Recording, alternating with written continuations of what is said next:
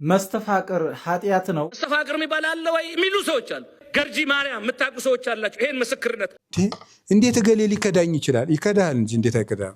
ከፈጣሪ በታች ከፍጡራን በላይ ማናለ እንዳንቺ እሞ ለአዶናይ። ሰላም ክቡራን የቻናላችን ቤተሰቦች እንዴት ናችሁ? ዛሬም እንደተለመደው አስተማሪና ቁም ነገር አዘል ቪዲዮዎችን ወደ እናንተ ይዘን መጥተናል።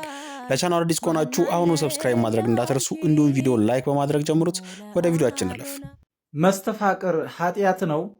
በስመ አብ ወወልድ ወመንፈስ ቅዱስ አሃዱ አምላክ። ውድ ልዑል እግዚአብሔር ልጆች በልዑል እግዚአብሔር ስም እንደምን ዋላችሁ? ቸርነቱ የበዛ ልዑል እግዚአብሔር ስሙ የተመሰገነ ይሁን። መስተፋቅር ኃጢአት ነው። በዚህ ዙሪያ እንነጋገራለን። ለምንድነው ይህንን ርዕስ ያነሳው ካላችሁኝ ተጠይቄ ነው። የተጠየቅኩትን ደግሞ መመለስ ግዴታዬ ነው። አባታዊ ግዴታዬ ነው መመለስ ማለት ነው። እና በመዝሙረ ዳዊት ጉዳይ ላይ በሰራሁት በዛ ላይ ጠያቄ ምንድነው ያለኝ መስተፋቅር ኃጢአት ነው ወይ ብሏል። መስተፋቅር እንግዲህ ስሙ የሚያፋቅር የሚያስማማ ነው ስሙ መስተፋቅር የሚለው ነገር ግን መስተፋቅር ማለት በምን ምክንያት ነው የሚሰራው? እንዴት ነው የሚሰራው ከተባለ ይሄ መስተፋቅር የሚሰራው የሰይጣንን ስም ጠርቶ ነው ወይም ደግሞ የሆነ ነገር የሆነ እንጨት ቆርጦ ነው የሚሰራው ነው ዝም ብሎ ነው የሚሰራው የሚለውን ማየት ያስፈልጋል ማለት ነው። እንግዲህ ፍቅር የሚባለውና መስተፋቅር የሚባለውን ነገር ደግሞ ለይተን ማየት ያስፈልጋል ማለት ነው። ፍቅር ዝም ብሎ እህቶች ወይም ወንድሞች ሰው የሚንከባከበውን ይወዳል። ጥሩ የሚንከባከባት ከሆነ ጥሩ የምትንከባከበው ከሆነ እንደዚሁም ደግሞ እግዚአብሔር ለእሱ የተፈጠረችለት ከሆነች ለእሷ የፈጠረላት ከሆነ እግዚአብሔር እነዚህ ሰዎች እንክብካቤ ካገኙ ተስማምተው ይኖራሉ። መስተፋቅር ግን በአንደኛ ደረጃ መስተፋቅር ኃጢአት ነው አይደለም ላላችሁኝ፣ ኃጢአት ነው። ለምንድን ነው ኃጢአት የሚሆነው ካላችሁኝ፣ መስተፋቅር ስሙ እንኳን እንደሚያደርግ የሚያስማማ የሚል ትርጉም ቢሰጠን እንኳን ስራው ግን አንድን ሰው አስገድዶ በማይወደው ህይወት ውስጥ ማኖር ነው። ያ ማለት ምን ማለት ነው? ሰውየውን ወይም ሴትየዋን የቁም እስረኛ ማድረግ፣ ከማትወደው ወንድ ጋር ወዳ እንድትኖር ከማይወዳት ሴት ጋር ወዶ እንዲኖር ማስገደድ ነው። ይሄ እጅግ በጣም አንዱን አካል የሚጎዳ አደገኛ ስራ ነው ማለት ነው። ስለዚህ መስተፋቅር ማሰራትም ማሰብ ራሱ ኃጢአት ነው ማለት ነው። ሁለተኛው ሰዎቹ የሚገደዱት በክፉ መንፈስ ነው። በክፉ መንፈስ ነው። ክፉ መንፈስ የሰይጣን አሰራር ነው። ይሄ ነገር በነገራችን ላይ አዘውትረው የሚጸልዩትን ሰዎች ማሸነፍ አይችልም። ለምሳሌ በጸሎታቸው ጠንካራ የሆኑ ሰዎችን እንዲህ አይነት ክፉ መንፈስ ሊጠናወታቸው አይችልም ማለት ነው። ለዚህም እነ ቅድስት ዮስቴና አሸንፈውበታል በዚህ ጉዳይ ላይ ማለት ነው። ስለ ቅድስት ዮስቴና አስፈላጊ ከሆነ ሌላ ጊዜ መዝርዝር መምጣት እችላለሁ። ሶስተኛ መስተፋቅር የተሰራበት ሰው በጤና መኖር አይችልም። ምክንያቱም የተላከበት መንፈስ ነው፣ ክፉ መንፈስ ነው የተላከበት። ይህ ሰው ወይም ይቺ ሴት የተላከባት ክፉ መንፈስ ነው። እንዴት ነው ሰዎች አሳምመው ከበሽተኛ ጋር መኖር የሚፈልጉት? በሽተኛ እኮ ነው የሚያረጋት ወይም በሽተኛ እኮ ነው የምታደርገው። ስለዚህ በሽተኛ አድርጎ ሰው በሽተኛ አግብቶ ይኖራል እንዴ? ጤነኛ ነው እንጂ ማግባት ያለበት። ዘወር ዘወር ብሎ ለራሱ የተፈጠረችለትን ዘወር ብላ ለራሷ የተፈጠረላትን ሰው መፈለግ ነው እንጂ ጤነኛ ሰው በሽተኛ አድርጎ በጉልበት እንዴት አብሮ ለመኖር ይሞክራል? ይህ በጣም አላስፈላጊና መጥፎ ስርዓት ስለሆነ ለሚያስቡት ሰዎች እግዚአብሔር ይቅር ይበላቸው፣ የሚያደርጉትንም ሰዎች ደግሞ እግዚአብሔር ልብ ይስጣቸውና ለንስሐ ሞት ያብቃቸው። ምክንያቱም መንፈስ የተላከበት ሰው ሁልጊዜ የሚኖረው ከመንፈስ ጋር ስለሆነ ሌሊትም የሰላም እንቅልፍ አይተኛም፣ ነግዶ ማትረፍ አይችልም፣ ሰርቶ መክበር አይችልም። በቃ እድሜውም ሙሉ ብኩን ሆኖ በቃ ለብሶ አያምርበት፣ ተናግሮ አያምርበት፣ በቃ ከሰው በታች ሆኖ ነው የሚኖረው ማለት ነው። ስለዚህ እነዚህን ሰዎች እንደዛ ለማድረግ የሚያስቡ ሰዎች ካሉ በጣም የተሳሳቱ ሰዎች ናቸው ማለት ነው። ምክንያቱም የእግዚአብሔር ክብር፣ የእግዚአብሔር ፍቅር፣ የእግዚአብሔር ቸርነት የጎደላቸው እግዚአብሔርን የማይፈሩ ሰዎች ናቸው።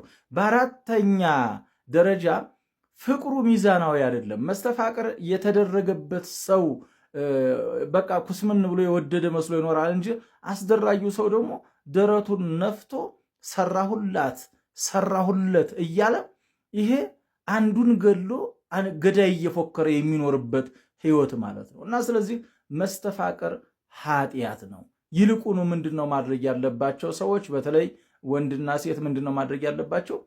በጎ ሰዎች ከሆን ማንም ሰው ይቀርበናልና በጎ ሰዎች መሆን ያስፈልጋል። ከሰይጣን አሰራር ራስን ማራቅ ያስፈልጋልና ስለዚህ መስተፋቅር ኃጢአት ነው፣ ከክፉ መንፈስ መካከል አንዱ ነው ለማለት ፈልጌ ነው። ልዑል እግዚአብሔር ህዝባችንን ከእንዲህ አይነት ክፉ አመለካከት ይጠብቅ። እንዴት እገሌ ሊከዳኝ ይችላል? ይከዳል እንጂ እንዴት አይከዳም? ሸለቆ ውስጥ ነው ያለው። ይጎላል፣ ፍቅርም ይጎላል እኮ መዋደድ ራሱ ይጎላል። ውድ ጓደኝነት ይጎላል። እንደ መጀመሪያው ስንት አሁን ራሱ ክብራችን እየቀነሳል እንደሚመጣው መጀመሪያ ጤና ይስጥልን ያልነውን ሰውዬ ከዛ ጤና ይስጥልን ከዛ ጤና ይስጥልን እየቀነስነው ነው የምንመጣ።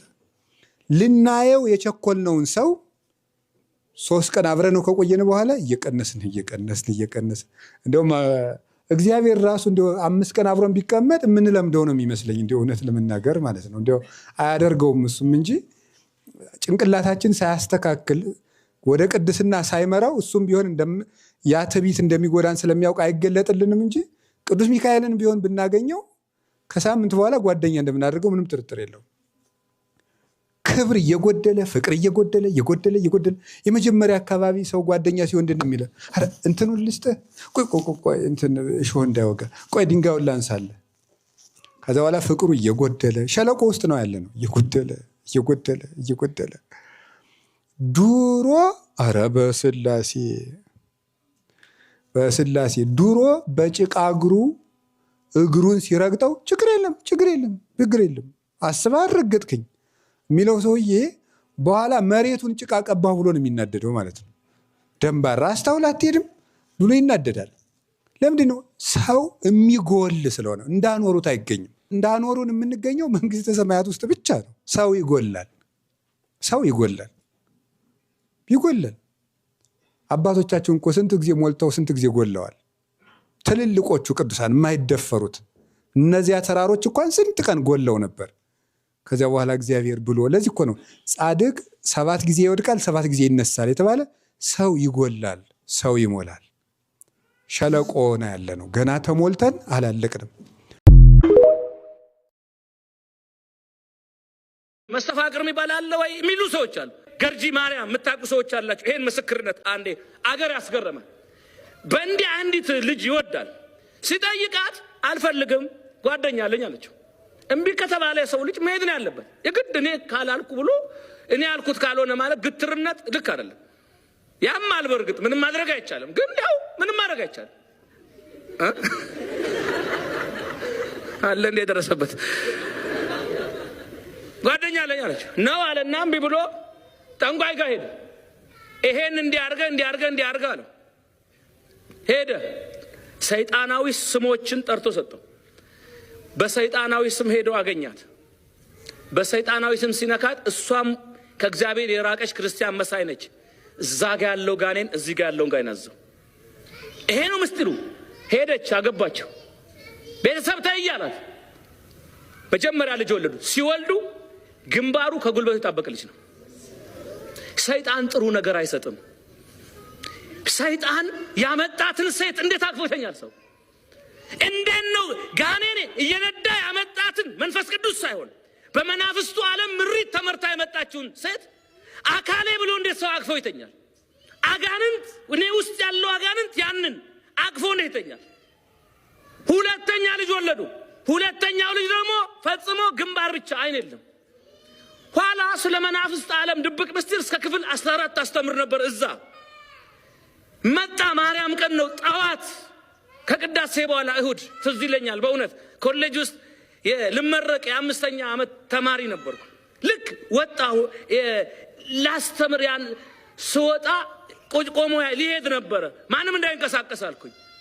አስተምሬ ስጨርስ ለካ ስለሱ የተናገረው እግዚአብሔር መጣና የኔ ህይወት አሁን የተናገርከው ነው። ምንድነው ማደርገው አለኝ። እስቲ ልጅህና አልኩት። አትመጣም። እሺ ብላ ታፍራለች። ውሰደኝ አልኩት። አባቶችን እጄ አየን። እውነት ነው። ከዛ እንደገና ምን ሆነ? እሷም እሱም መጥተው ንስሐ ገብተው 14 ቀን አባቶች እየጸለዩ ውዳሴ ማርያም እየደገሙ እሷም ውስጥ እሱም ውስጥ ያለውን በድርሳነ ሚካኤል ያንን ጋኔን ከውስጣቸው አትንነው እየጮሁ ካስወጡት በኋላ ንስሐቸውን ጨርሰው ስጋው ደግሞ ተቀበሉ። 3ኛ ልጅ ሲወልዱ ጤናማ ልጅ ወለዱ። 4ኛ ልጅ ጤናማ ልጅ። ለምሳሌ እህል 100 ኪሎ ጤፍ ይገዛሉ አገር ቤት። 100 ኪሎ ጤፉን ከገዙ በኋላ ወዲያው እንደተገዛ ወር ሳይበሉት በ15 ቀን ጤፉ ተሰልቦ የሚያልቅበት የስልብና መንፈስ አለ። ይሄ ማለት ምንድነው? ጠንቋይ ጋር ሄዳሉ። ጠንቋዩ ደግሞበት የሰይጣንን ስም ይጠራና እንዲህ አድርግ ይላቸዋል። ከጤፉም ከመኮሮኒውም ከምስሩም ናሙና ያስቀምጣሉ። የሰይጣን የጠንቋዩ ስም ሲጠራበት ሰይጣን ይሄድና ከዛ ቤት እየሰለበ ያመጣል። ለዛ ነው እናቶቻችን ዱቄቱን ሲያቦኩ ምን ብለው ያቦካሉ? በእግዚአብሔር ስም እየጠሩ ነው የሚያቦኩት። እኛ እኮ እንጀራ እንኳን ስንበላ ማን አብሮን እንደሚሰልበውና እንደሚበላ አናቅም። ዝም ብሎ ሲቀርብ እንሰፍርበታለን። አንጸልይ። ከማንም ጋር ብትሆኑ ሳትባርኩ አትብሉ። እስቲ እንደው ምን ትሆናላችሁ? እንደው ምን እንሆናለን? አሁን የትኛው ክብራችን እንዳይዋረድ ነው? ካፌ ገብተን ሆቴል ገብተን በምናምነው ስም በስመ አብ ወልድ መንፈስ ቅዱስ አሐዱ አምላክ አባታችን ሆይ ብለን ስሙን ጠርተን በእግዚአብሔር ስም ባርከን ብንበላ ወንድ ነው የሚሆነው። ባክቴሪያ ያለው ውሃ ባክቴሪያው ይጠፋል። መርዝ እንኳ ቢሆን ይጠፋል። ስሙን ስንጠራው ከስም ሁሉ በላይ የሆነ ስም ስለሆነ እኛ የእግዚአብሔርን ስም እንደ ቀላል እንዳታዩት። ክር አንገት ላይ ማሰር ጌጥ አይደለም። መስቀል ስዕል ቤታችን ውስጥ ማስቀመጥ ጌጥ አይደለም። አጋንንትን የእግዚአብሔር ስም ያለበትን ሁሉ አጋንንት ስለሚፈሩት ነው። ከቤቴ ስወጣ ደጆችሽን ስሜ የልቤን ስነግርሽ ስዕልሽ ፊት ቆሜ። ከዛሬ ቪዲዮ ብዙ እንደተማራችሁ ተስፋ እናደርጋለን። በቀጣይ እስክንገናኝ ድረስ መልካም ጊዜ፣ ቸር ቆዩልን። አቆምሽ በምልጃሽ ከደስታሽ ሰገነት